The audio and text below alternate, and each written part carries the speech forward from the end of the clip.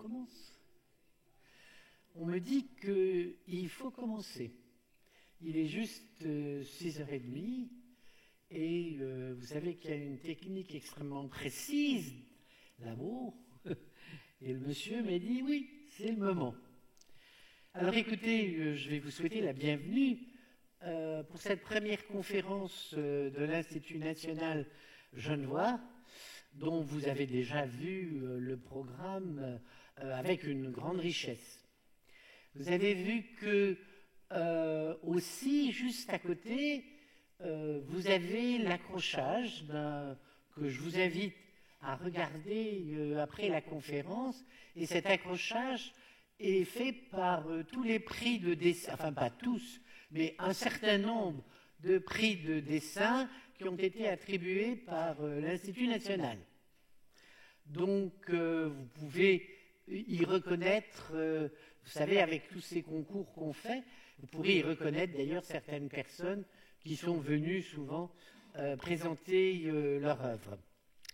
Je dois excuser Georges Abraham, qui n'est pas là, et qui a été retenu pour des obligations à l'étranger, et il s'en excuse auprès de vous, car il aurait bien souhaité, comme il m'a dit, participer à ce que tu vas dire de moi. Et je pense qu'effectivement, c'est un peu dommage, parce qu'on aurait pu profiter un peu de tout ce qu'il a à nous dire, en particulier sur son âge, puisque je vous rappelle que Georges a 92 ans, que donc j'ai eu le plaisir énorme d'écrire cet ouvrage qui s'appelle Georges Abraham, un aventurier de l'intime, et que j'ai fait avec lui, bien entendu, à partir de toute une série d'entretiens et de lectures de son œuvre, qui contient à peu près 35 ouvrages et de nombreux articles. Donc vous voyez, et ça je vais m'en excuser d'ailleurs dans le texte, c'est un petit peu ridicule que la technologie, pour résumer l'œuvre d'une personne de 92 ans qui a écrit, qui a fait tellement de choses, le résumer à une trentaine de diapositives, vous voyez, hein, c'est un peu réductionniste, hein, mais bon, c'est la technologie actuelle, c'est la technologie moderne. Donc, vous allez entendre un petit peu quelques parties de cet ouvrage, car je n'ai pas voulu, il fallait faire un choix. Et j'ai fait le choix de parler de son œuvre. Et encore, quelques points de son œuvre, parce que comme vous allez voir, c'est une œuvre d'une très grande richesse. Il a été pionnier dans de nombreux domaines, et comme je vais vous l'expliquer, je vais en aborder que deux. Il faut faire un choix, c'est un arbitraire. Donc,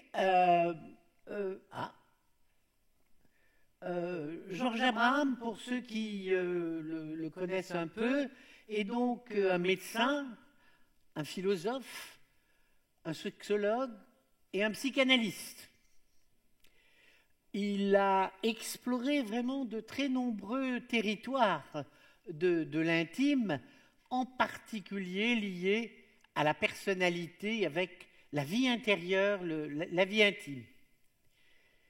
Il a tenté de décloisonner toute une série de spécialités, et comme je vais vous le montrer, la plupart de ses travaux vraiment chevauchent quelques spécialités ordinaires, et je l'ai écrit là, j'ai quelques réserves sur une présentation pour une œuvre aussi dense, et pour ceux qui seraient vraiment intéressés, je vous invite à acheter le livre qui se trouve là et qui est publié aux éditions Slatkin.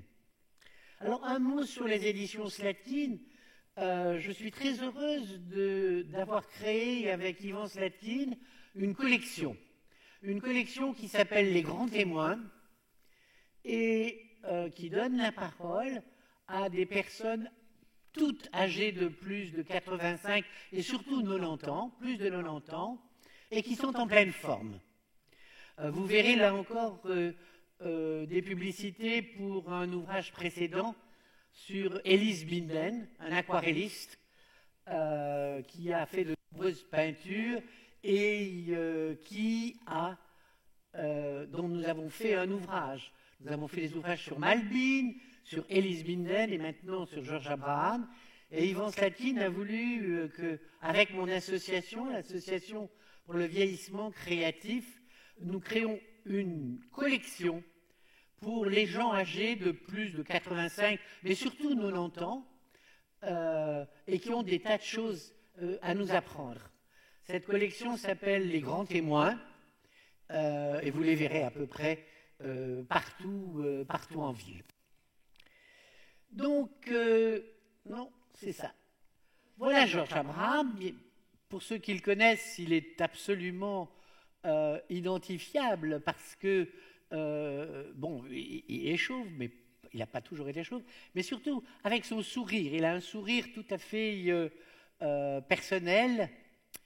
Et quel que soit vraiment le champ qu'il explore, il veut toujours lier le corps et l'esprit, l'action à la réflexion. Il a en plus une conception tout à fait personnelle dont je vous parlerai beaucoup quand je vous parlerai de ses œuvres sur le vieillissement. Il a une conception tout à fait singulière du rapport au temps et surtout ce que le temps induit dans les comportements de la vie personnelle.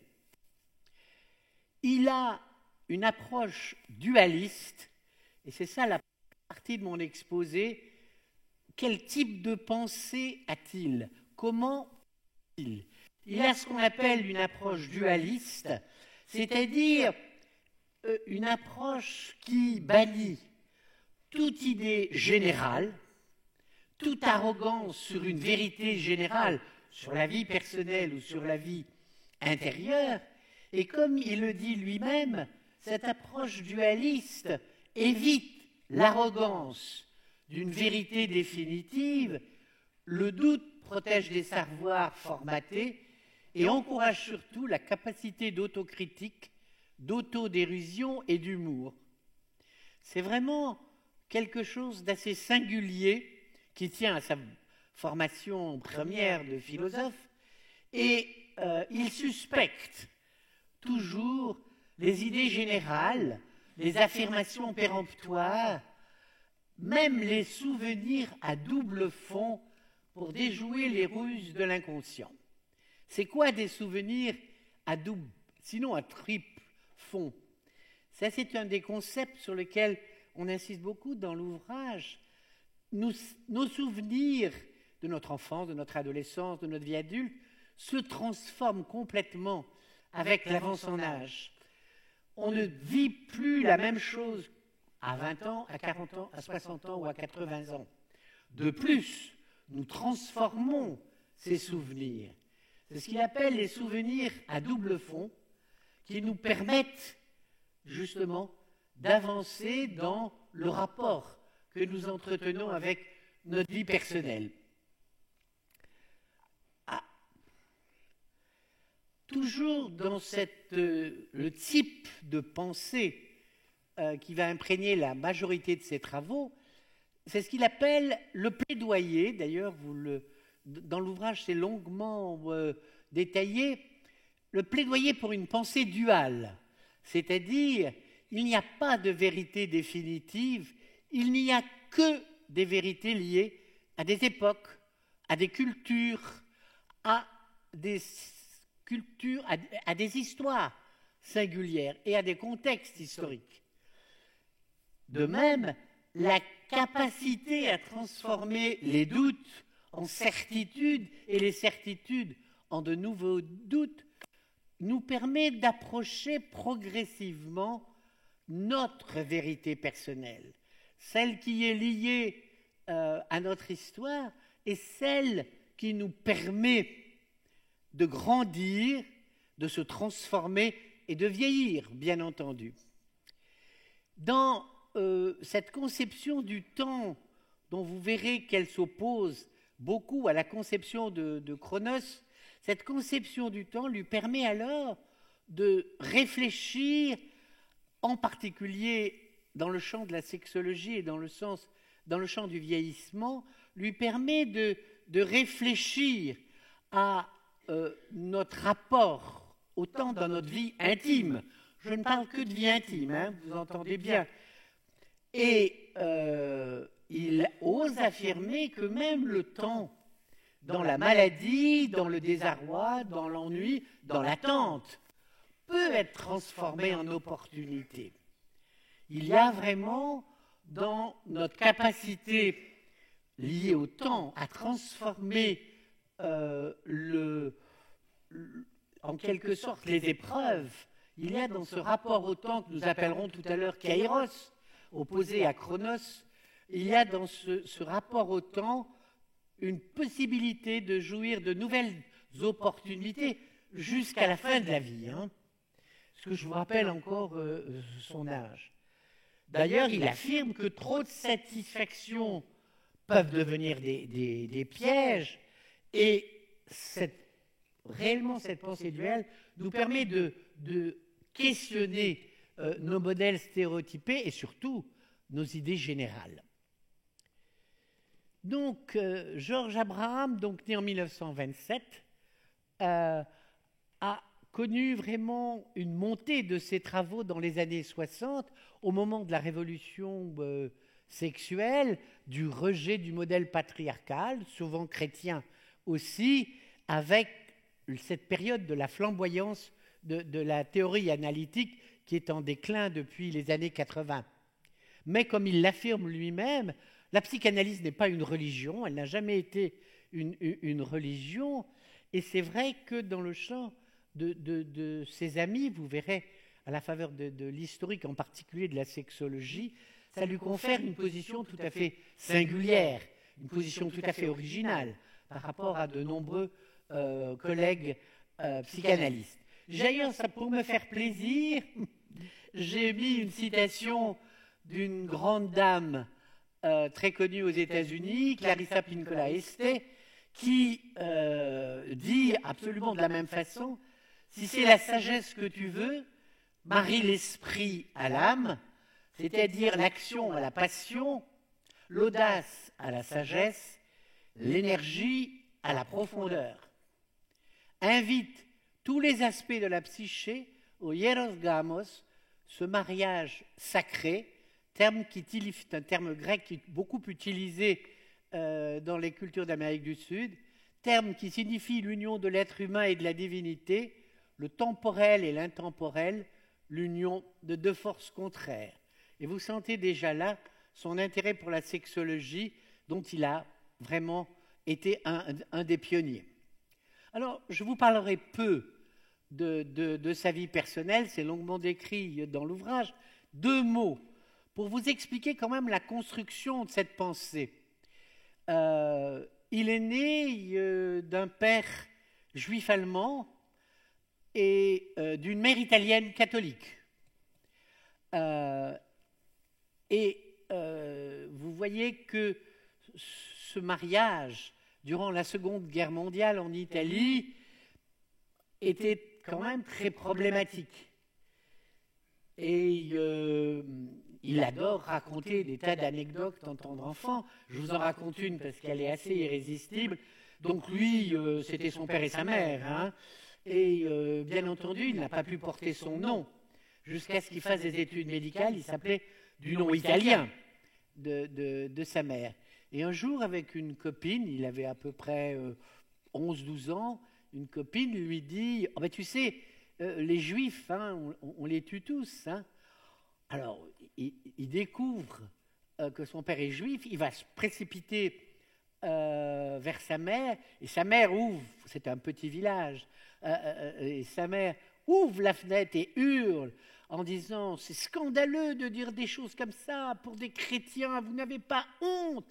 Et le monsieur de plus de 90 ans qu'il est maintenant raconte ça avec un infini humour. Et c'est vrai que cette période de la Seconde Guerre mondiale a été extrêmement problématique pour ses parents.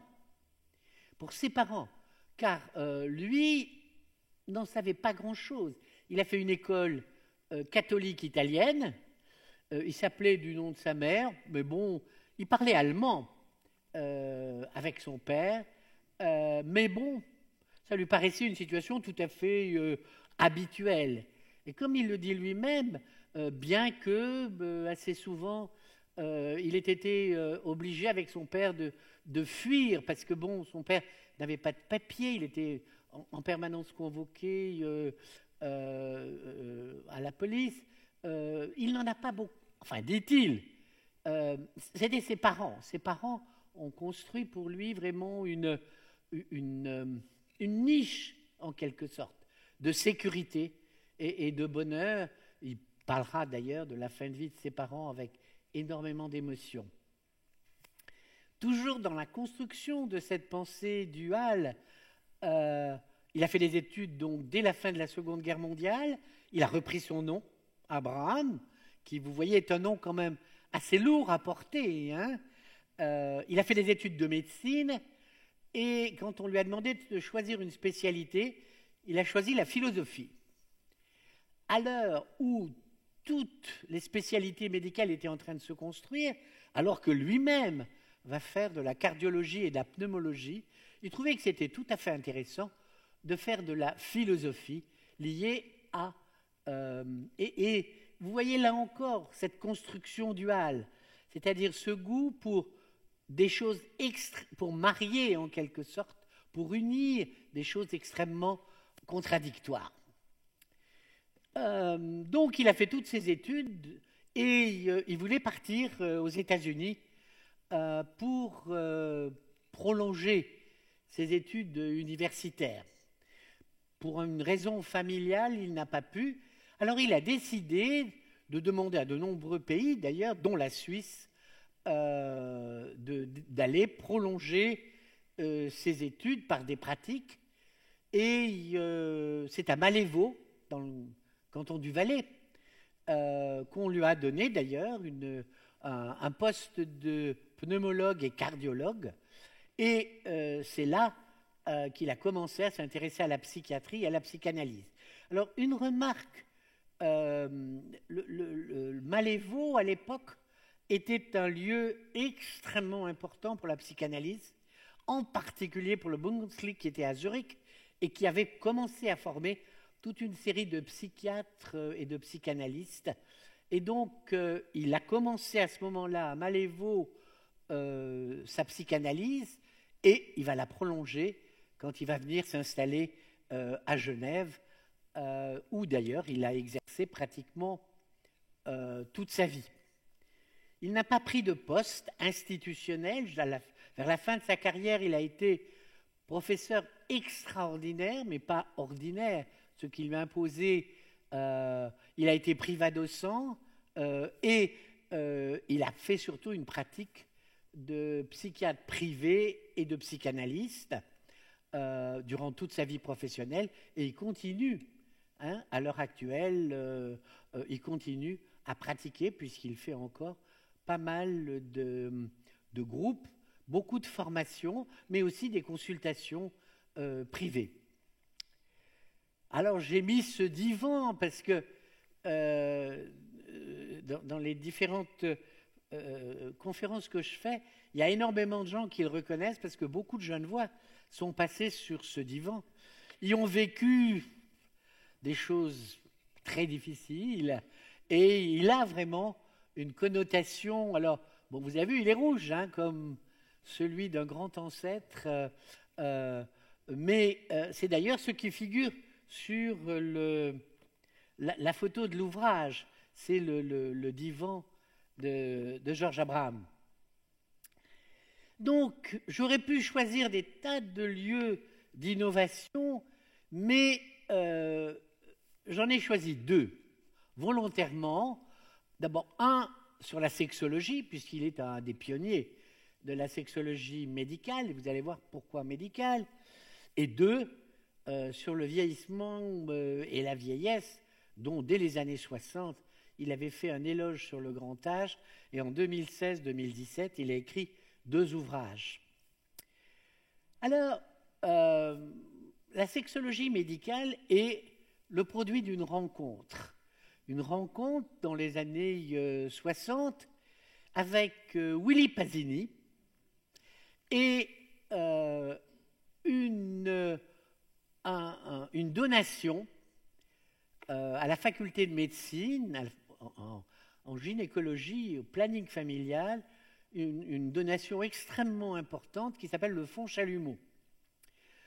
Un monsieur Chalumeau avait fait une énorme donation à la faculté de médecine, au doyen de la faculté de médecine qui était gynécologue à l'époque et directeur du planning, Geisendorf.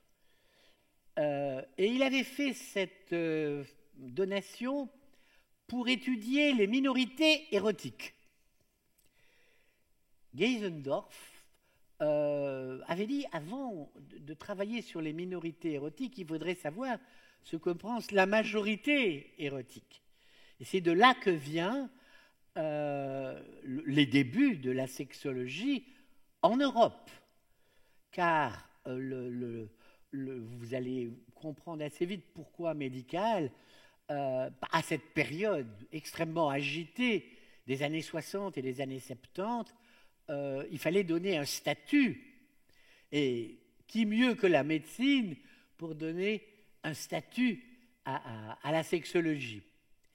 Donc, grâce à Geisendorf, ils ont commencé les premiers enseignements et les premières consultations au département de gynécologie. Et ils ont commencé à faire de nombreux voyages, à être des commis voyageurs, comme il dit dans l'ouvrage, pour se former. Il y avait déjà aux États-Unis de nombreux travaux. Vous savez que les États-Unis avaient commencé avec le rapport Kinsey, fin des années 40, et puis après, Master et Johnson, ils sont allés chez Master et Johnson, ils sont allés à Esalen, ils sont allés dans tous les groupes des années, fin des années 60, début des années 70, pour comprendre un peu qu'est-ce qui se jouait vraiment dans ces révolutions sexuelles. Et effectivement, il y avait à cette époque de nombreuses contestations, à la fois de la psychanalyse, à la fois de la culture chrétienne et patriarcale, bien entendu. Donc il y avait là des enjeux extrêmement importants que Geisendorf disait, si nous l'enracinons à la faculté de médecine, nous aurons probablement moins de difficultés. Donc c'est la mise en place de l'unité dite de psychosomatique et sexologie avec de nombreux programmes d'enseignement à toutes les professions. C'était un des désirs à la fois de Willy Pasini et de Georges Abraham que toutes les professions aient des formations en sexologie. Et comme il le dira d'ailleurs dans de nombreux travaux, la médecine est trop tentée de travailler sur la douleur et pas assez sur le plaisir. Et il va d'ailleurs, dans une majorité de ses travaux, des années 70, beaucoup parler du plaisir, mais aussi du bien-être, de la qualité de vie. On peut dire qu'il a été précurseur de toutes ces théories du bien-être, de la pensée positive, comme on dit maintenant, et aussi de la promotion de la santé. Vous vous doutez bien que les résistances étaient particulièrement fortes à la faculté de médecine et particulièrement fortes en psychanalyse. Avec vraiment tous ces voyages parmi de nombreux dissidents de la psychanalyse, dont j'ai je mentionnerai Otto Rank ou William Reich. Vous voyez bien les résistances que cette unité a posées dès le départ. Et effectivement, au décès du professeur Geisendorf, au début des années 70, la faculté de médecine ne voulait plus de cette unité de sexologie. C'est le département de psychiatrie, en la personne de Gaston Garonne, qui l'a reprise. Très rapidement, d'ailleurs, l'OMS, en 1974, va donner un statut aux études sexologiques et vont donner à Georges Abraham et Willy Pasini le titre d'expert européen. Donc, on voit bien que là, ces enseignements ces consultations ne se sont pas faites dans le plaisir, elles se sont faites vraiment dans le conflit et dans les résistances. On ne comprenait absolument pas qu'on puisse développer des études sur la sexualité. Évidemment, alors, dans ces obstacles, on voit bien la psychanalyse. Pour ceux qui connaissent un peu la théorie analytique, il y avait là vraiment alors des dissidents épouvantables, en particulier William Reich, qui avait proposé, vous savez, sa théorie sur la bioénergie et tout ce travail que les psychanalystes ne pouvaient absolument pas supporter. Et tous ces auteurs faisaient partie des enseignements conjoints de Willy Pasini et de Georges Abraham. Donc on a vu se multiplier, alors en Suisse, après en France, mais à l'étranger, beaucoup en Italie, mais un peu partout, avec d'ailleurs des travaux en Italie, en France, au Portugal, donc de multiplication de formations et d'actions thérapeutiques, des consultations bien sûr, des consultations individuelles, mais des consultations de groupe, et surtout énormément de formations à toutes les professions de la santé. On va peut-être rester juste sur la sexologie. C'était le début alors de la sexologie, et ça a été le début où Genève est devenue la capitale de la sexologie jusqu'à il y a à peu près une dizaine d'années, où se sont développées pratiquement dans tous les pays développés des études de sexologie. Il y a là vraiment, mais comme le dit Georges Abraham, le produit de rencontres. Et c'est ça qui va nous permettre de progresser dans ce rapport au temps. Lui ne pense pas que les choses sont faites définitivement. Elles se fabriquent en quelque sorte, elles se construisent dans des rapports de rencontres, d'opportunités qu'il faut saisir. Et la sexologie, il l'explique très très bien, a été le produit de rencontres. Rencontre avec Willy, rencontre avec Geisendorf, rencontre avec Gaston Garonne, rencontre avec toute une série d'experts internationaux à l'OMS où ils ont pu définitivement asseoir cette spécialité médicale, donc vous savez qu'elle continue à l'heure actuelle. Autre champ de ces actions novatrices, le vieillissement et la vieillesse.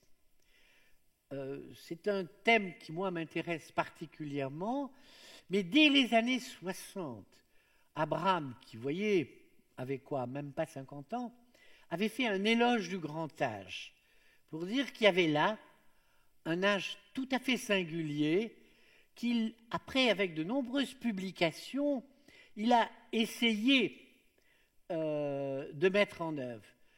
Par exemple, moi j'ai travaillé avec lui, nous avons fait des films sur des patients âgés et cancéreux que nous montrions après en médecine psychosociale aux étudiants en médecine ou alors à de nombreuses autres professions. Nous avons d'ailleurs fait aussi un film qui a été très célèbre d'un monsieur persan, Jamalzadeh, que nous avons vu à 100 ans, 101 ans et 102 ans. Et nous avons fait un film absolument étonnant que vous pouvez voir sur mon site www.vieillissementcreatif.ch. Donc, vous voyez, son intérêt pour le vieillissement et la vieillesse a toujours été présent. Son intérêt pour les âges de la vie a toujours été présent, et plus il avançait en âge, plus il s'est permis de faire des ouvrages et de nombreux articles sur la vieillesse. En particulier avec cette idée dominante de lutter contre les préjugés négatifs qui vraiment débordent tout le champ du vieillissement et qui devient vraiment de plus en plus ridicule. Au moment où il y a de moins en moins de jeunes, on encourage tous ces stéréotypes sur la jeunesse, et vous allez voir comment il les théorise. Donc, sa pensée, qui est à la fois visionnaire, parce que vous voyez, sur le vieillissement, vous allez voir que ça s'étale à peu près sur une quarantaine d'années, sur le vieillissement, il a une pensée très complexe, sans vraiment jugement préalable. Vous allez voir pourquoi ceci est important, parce que je pense à l'ouvrage que vient de sortir Edgar Morin, qui a été le précurseur de la pensée complexe, et qui vient de sortir ce très bel ouvrage de 700 pages, à l'âge de 98 ans. Il y a là vraiment beaucoup de choses communes entre la pensée d'Abraham et celle d'Edgar Morin. Il a toujours aussi une vision, et c'est pour ça d'ailleurs qu'il lutte contre les préjugés négatifs liés au vieillissement, il a toujours cette vision d'une société bienveillante. Lui ne pense pas, et ça y est, et nous allons voir maintenant les chemins qu'il va prendre pour parler plus tard, enfin après, de la grande vieillesse, c'est tout ce qu'il oppose entre les forces de la jeunesse et les forces de la vieillesse.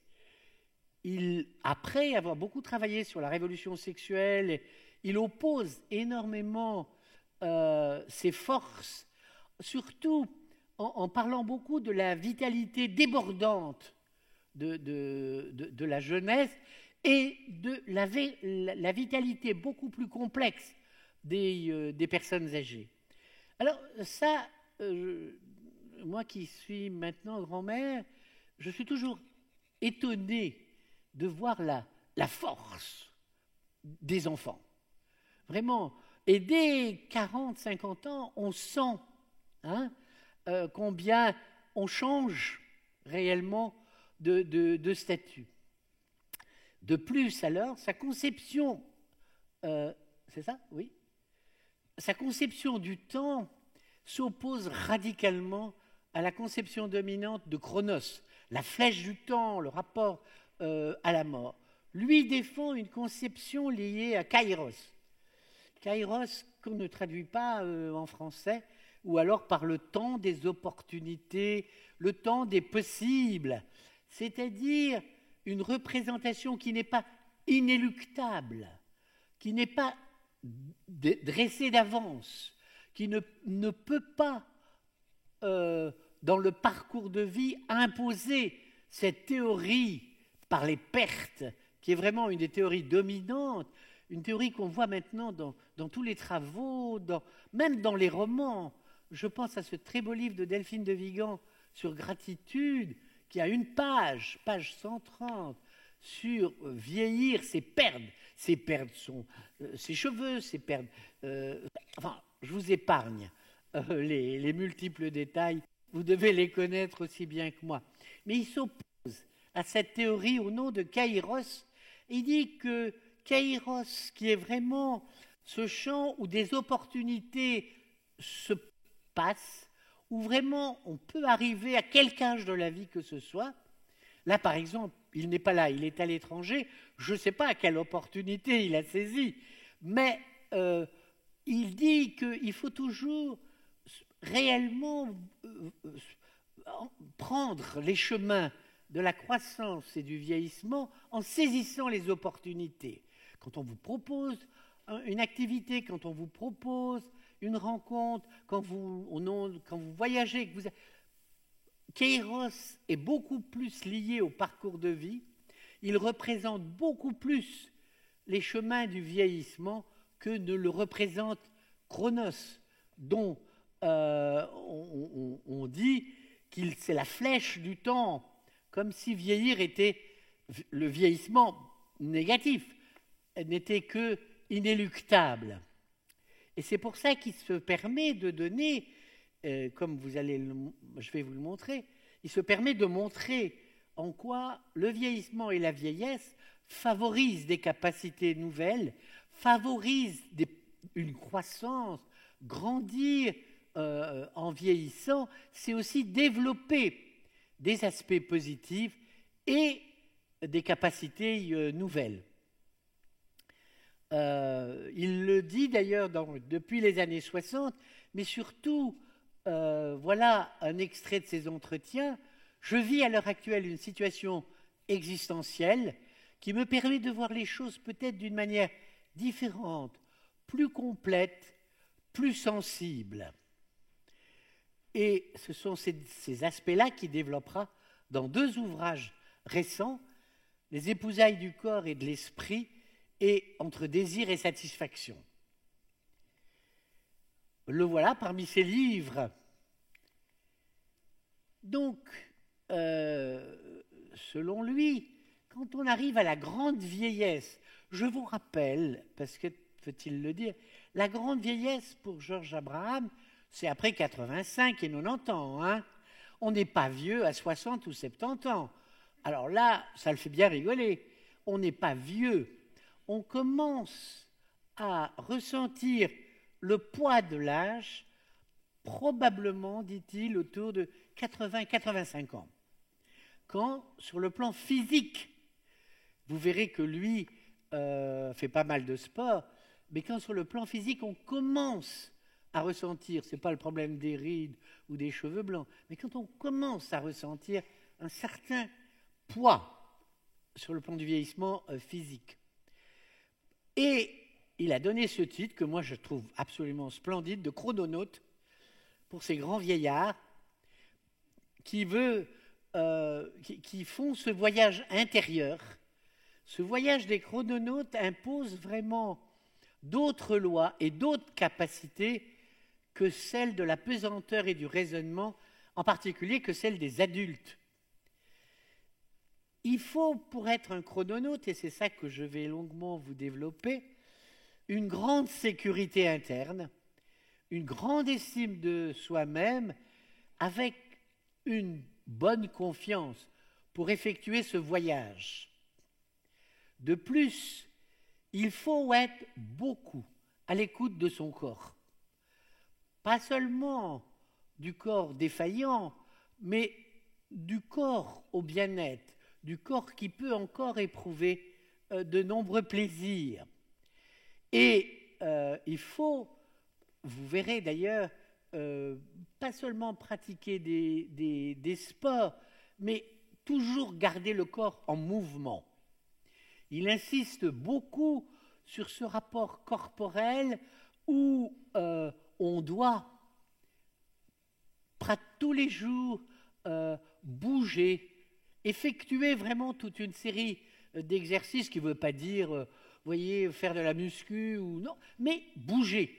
Le corps est une mécanique, dit-il, qu'il faut absolument entretenir.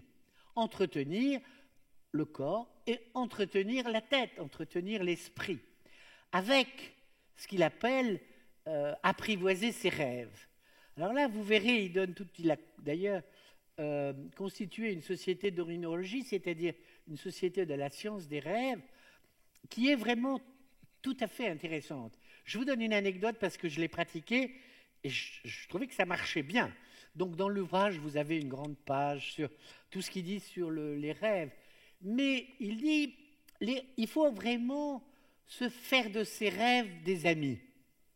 En particulier, si vous avez un souci, un conflit, une décision à prendre, de ces choses qui sont embarrassantes et qui vraiment, avec l'âge, prennent peut-être un peu trop d'importance, quand vous allez vous coucher, pensez-y très fortement. Et le lendemain matin, vous aurez la réponse. Écoutez, moi, j'ai écrit ce qu'il m'a dit, mais je l'ai mis à l'épreuve. Et ça marche. Enfin, pour moi, ça a marché. C'est-à-dire, vraiment, le lendemain matin, on se réveille. Mais réveillez-vous aussi tranquillement. Hein, puis, les choses arrivent. Ah, mais c'est évident, c'était ça. C'est ça la réponse, c'est ça qu'il faut faire. Enfin, et il y a là vraiment, c'est pour ça que j'ai mis apprivoiser, hein, parce qu'il valorise énormément ce qu'on appelle en psychologie, ce qu'on appelle les espaces intermédiaires. C'est-à-dire, quand on passe de la vigilance au sommeil, hein, cet espace-là, c'est là où il faut penser aux questions qui vous préoccupent. Et quand on se réveille, quand on passe du réveil à la vigilance définitive, il y a là encore un espace qu'il faut apprivoiser et s'en faire vraiment un ami. Il y a là vraiment un intérêt, je trouve, très très important pour l'écoute du corps. Pas seulement le corps physique, mais aussi l'esprit qui permet de fabriquer, de donner des réponses, souvent à des situations qui nous préoccupent. Alors, quelles sont les capacités que développent les chrononautes et que ne peuvent pas avoir les jeunes adultes? Bon, alors c'est la lucidité, l'extrême lucidité et la capacité à exprimer les situations, les émotions les plus difficiles. Et je vous assure que Georges Abraham en a vécu pas mal. Il faut aussi témoigner d'une grande souplesse émotionnelle, ne pas se laisser dévorer par ses émotions ou ses passions, d'ailleurs, il va beaucoup développer cela, et surtout éviter avec l'âge les rigidités. Toutes les rigidités qui imposent vraiment parfois des craintes.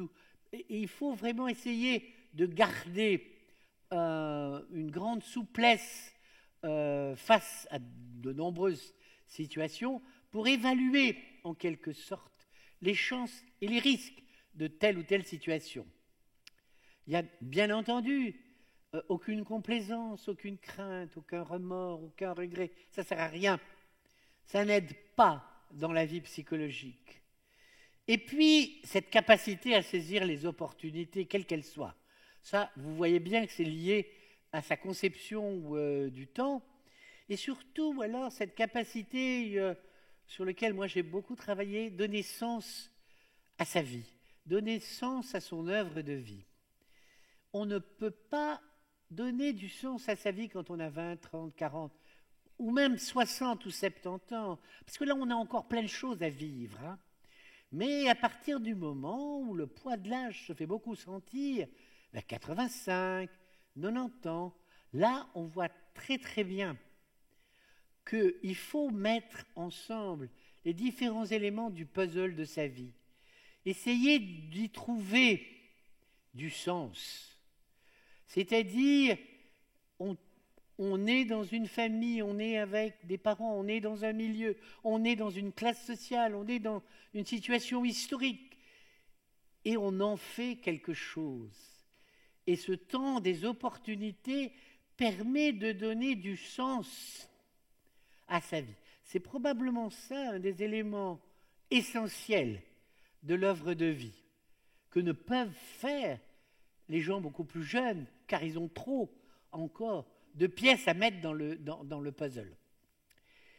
Alors, préserver les forces de conviction et du désir, bien entendu, et de plus, dialoguer avec la mort, mais pas la mort comme une force destructive, considérée comme une ennemie, mais la mort comme une amie, qui va donner beaucoup plus d'intérêt à votre vie et au plaisir qui vous reste à vivre. Car on meurt quand on a fini de vivre. Et là, il insiste énormément sur profiter de ces moments de bien-être corporel, de plaisir, de rencontres, d'amitié, d'amour, mais profiter justement de cette conception de la mort qui valorise le présent, mais c'est-à-dire les instants, les instants de la vie quotidienne. Alors là, je trouvais que c'était pas mal.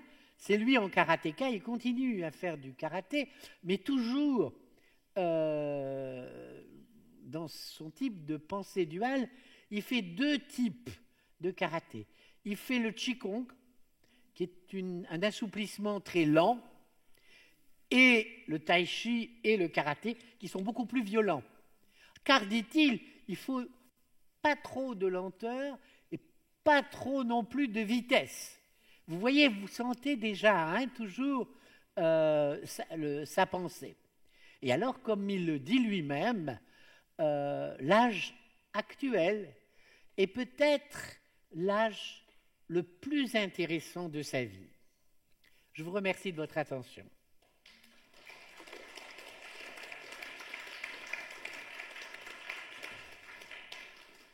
Je réponds volontiers à vos questions. Oui? Ah, attendez, on m'avait... Ah, j'aurais bien aimé avoir un micro. Bon. Non, il y avait un micro. Enfin, levez-vous, puis dites-nous.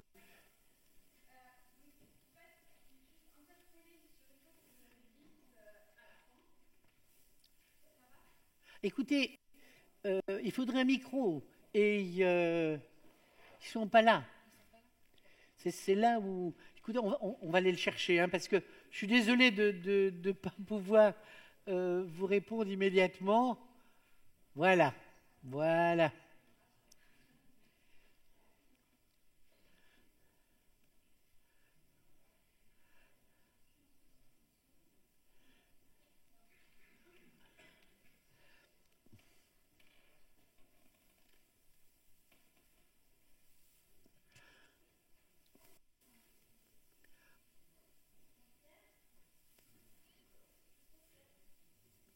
Désolé hein, de cette attente.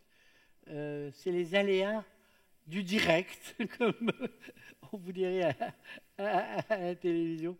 Ça va?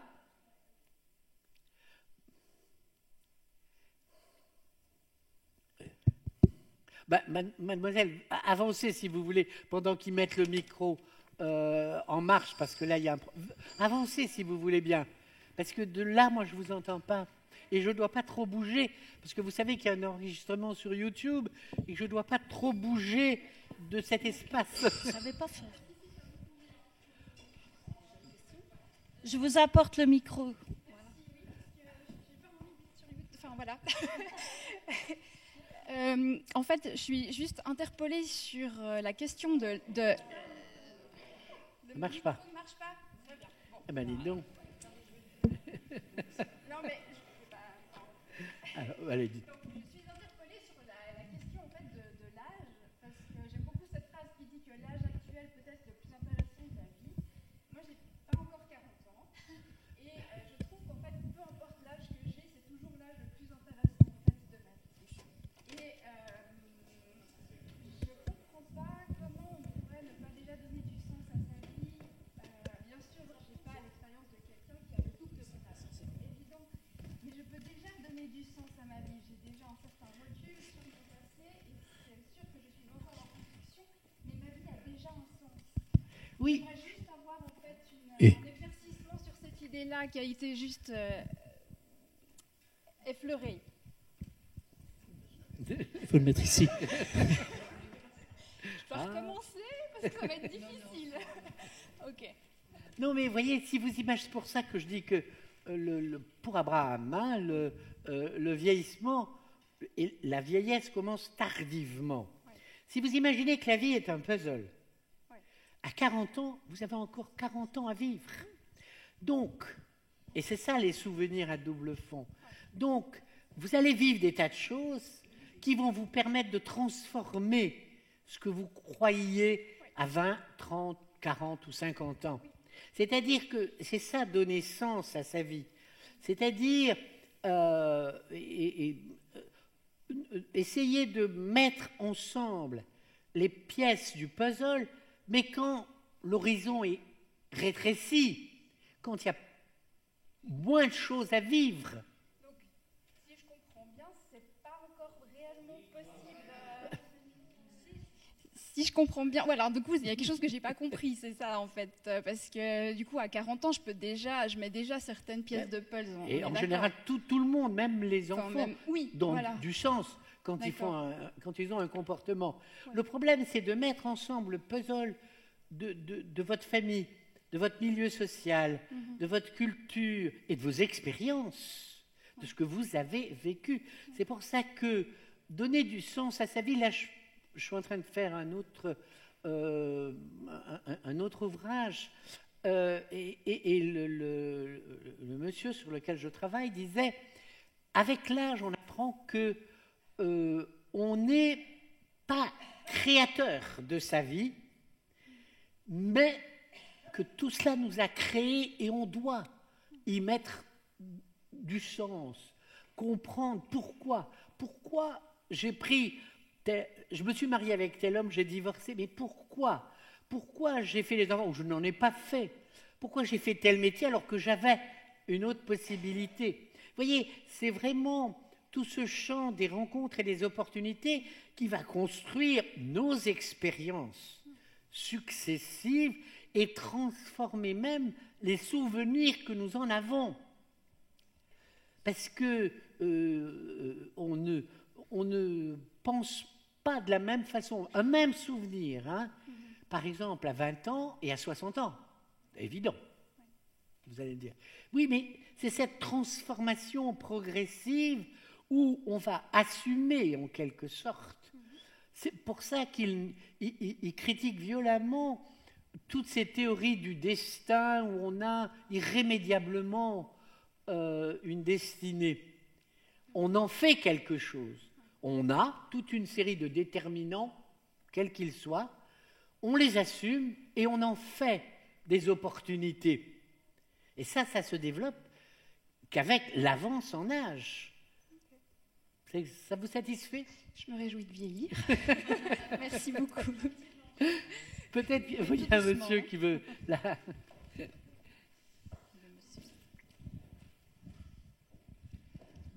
Je vous remercie beaucoup pour votre discours parce que c'est vraiment vrai ce que vous dites, à mon avis. En vieillissant, je suis beaucoup plus conscient et je réalise mes soucis, mes problèmes et aussi mes joies. Ça veut dire, je crois, je suis sur la bonne route. Mais maintenant, je voulais bien retourner sur le sujet des rêves. Parce que j'ai pas mal de problèmes ou challenges, comme les Américains disent meilleurement. J'ai pas mal de soucis et à cause de ça, j'ai des rêves cauchemars. J'ai presque jamais des rêves de plaisir, ni sexuels, ni autrement. Mais j'ai beaucoup de rêves cauchemars et j'ai commencé à essayer de manipuler mes rêves, de me préparer pour des rêves peut-être plus positifs. Parce que vous avez parlé de votre expérience personnelle, est-ce que c'est possible de manipuler ses propres rêves? Alors, moi je ne sais pas si on peut manipuler ses rêves, mais dans ce qu'il nous dit des rêves, c'est par exemple en pensant à un cauchemar, j'ai l'impression que Georges dirait « pensez-y avec amitié, avec amour, pour comprendre ce qu'il y a derrière, pour voir qu'est-ce que ça signifie pour vous. » On ne peut pas d'une personne à l'autre, les rêves peuvent être des cauchemars ou des rêves positifs, mais il faut les apprivoiser, il faut s'en emparer et en faire quelque chose, se demander pourquoi. C'est ça l'enjeu de sa théorie des rêves, et surtout en faire quelque chose dans ces espaces intermédiaires qui sont propres aux personnes âgées. Vous voyez, parce que il va beaucoup parler de l'état de vigilance, du dormant. Et il y a d'ailleurs une société, entre parenthèses, regardez, de la science des rêves qu'il a inaugurée d'ailleurs avec un autre médecin psychiatre qui travaille avec des enfants. Il faut, justement là encore, une grande différence avec la jeunesse où on se réveille et on se lève. Ce n'est pas le cas avec l'âge. C'est vraiment l'importance de ces espaces intermédiaires dans le dialogue avec ces rêves qui nous révèlent en quelque sorte ce que notre subconscient ou notre vie intérieure nous dicte. Vous voyez ce que je veux dire? C'est-à-dire il faut s'en faire même des cauchemars, il faut s'en faire des amis. Y a-t-il d'autres? Oui.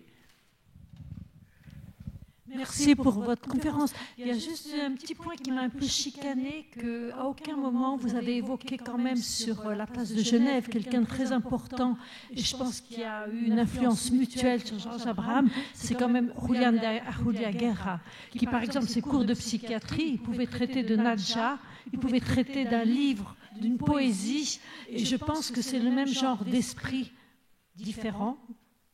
Et je pense qu'il y a eu des relations mutuelles et des influences mutuelles qui étaient à la même époque sur Georges Abraham et Julián de Guerra, des gens avec une culture haute que juste la médecine, le côté du corps et cette grandeur d'âme. Je pense que j'aurais aimé qu'on puisse évoquer, comme on l'a évoqué Garonne, Geisendorf et tout ça, qu'on puisse évoquer Julián de Guerra aussi. Voilà.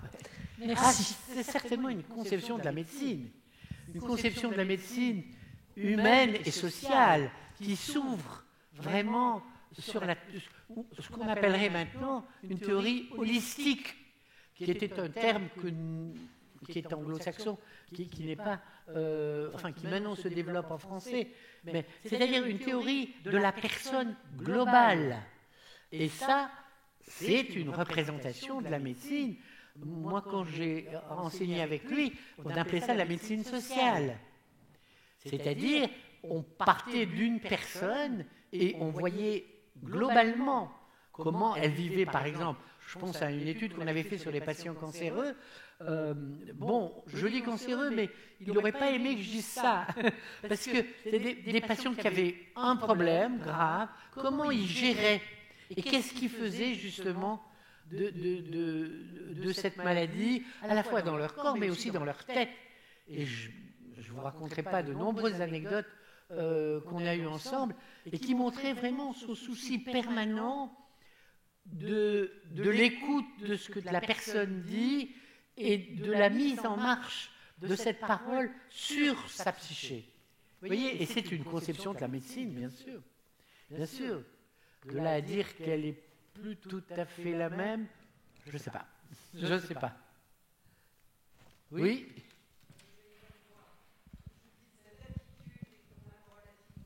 Attendez, on va vous donner le micro, s'il vous plaît. L'attitude positive est tout de même relativement difficile à une époque, c'est une boutade, où l'université du troisième âge accueille très volontiers les gens à partir de 50 ans. Ce qui est assez stupéfiant pour nous quand même. Écoutez, c'est un choix, ça c'est... Oui, mais... L'âge chronologique n'a pas de sens. Je pense que le vieillissement commence probablement entre 40 et 60 ans. Mon premier ouvrage s'appelait La maturescence. Et c'est un ouvrage fait à Genève sur la population genevoise. Entre 40 et 60 ans, on voyait bien que là, les chemins se prenaient. Vous voyez, pour le vieillissement, certains le prennent, certaines s'en éloignent. Et l'université du 13e âge a un programme d'activité énorme pour, je dirais presque, tous les adultes vieillissants. N'est-ce pas? Non? Non? Oui?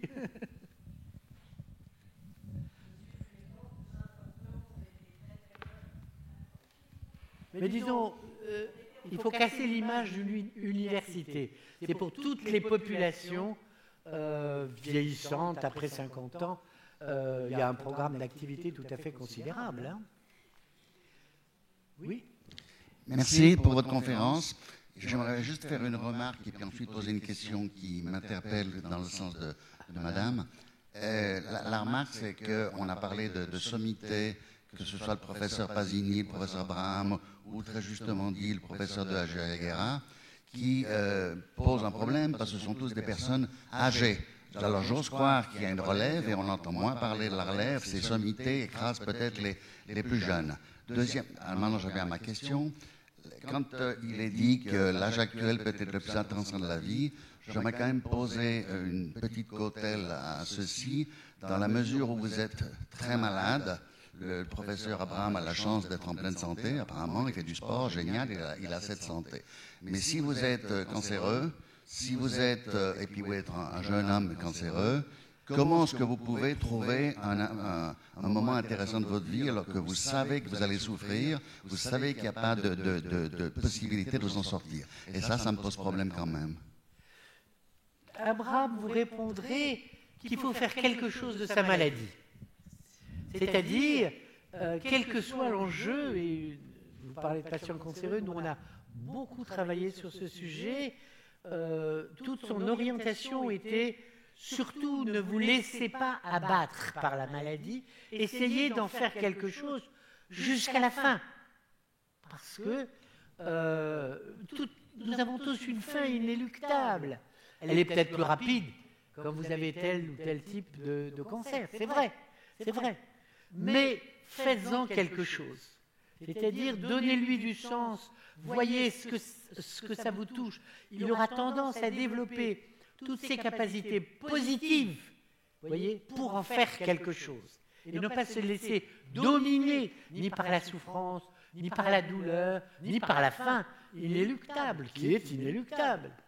Alors peut-être plus rapide dans certains types de maladies. Là que je regrette qu'il ne soit pas là, parce qu'il aurait pu vous répondre probablement un petit peu mieux que moi. Oui. Oui, il faudrait le micro. Attendez, j'arrive. Merci. Alors, je voudrais d'abord dire que j'aime beaucoup cette conclusion. L'âge actuel peut être le plus intéressant de la vie. Je vais essayer de vous dire pourquoi. Parce que je n'ai que 81 ans et moi, j'ai vécu beaucoup dans la soumission, dans le devoir. Et maintenant, presque chaque jour, je me dis, qu'est-ce qui va te faire plaisir aujourd'hui? Et vous savez, c'est difficile. C'est un exercice. Je dois vraiment y mettre toute mon attention pour savoir ce qui va me faire plaisir. Parce que, tout au long de ma vie, j'y pensais même pas. Alors ça, c'est une chose. La deuxième chose, moi, j'ai vu mourir mon papa à l'âge de 55 ans à l'hôpital. Il n'avait pas un cheveu blanc. Et je pense encore souvent à lui. Ma pauvre maman, elle a été veuve pendant 30 ans. Et maintenant, moi, je vois autour de moi des gens très âgés. Je pense là tout de suite à un couple qui a dans 90 ans. La dame, elle a plus que 90. Elle est grande et forte. Elle a des magnifiques cheveux blancs. Elle n'a pas de canne. Elle marche tout droit. Elle est extraordinaire. Et puis, il y en a d'autres aussi qui sont veuves, mais qui sont aussi plus que 90 ans et qui sont en bonne santé. Et je me dis, mais qu'est-ce qu'ils font maintenant de leur vie? Moi, je n'ose pas leur demander, parce que j'ai un petit arrière-fond timide comme ça. Mais là, tout à l'heure, je pensais à Mozart, à Schubert. Ils sont morts tous les deux vers 35 ans par là. Et ils avaient rempli leur vie. Ils n'avaient pas eu besoin d'aller à 90 ans pour accomplir leur œuvre. Alors tout ça, ça me touche. Donc Micheline, tu valides la théorie d'Abraham. Elle vous a fait, vous avez vu, une apologie de la théorie de Georges Abraham. Merci Micheline. Bon, écoutez, maintenant, messieurs, dames, je vous invite à une verrée pour votre présence et je vous remercie beaucoup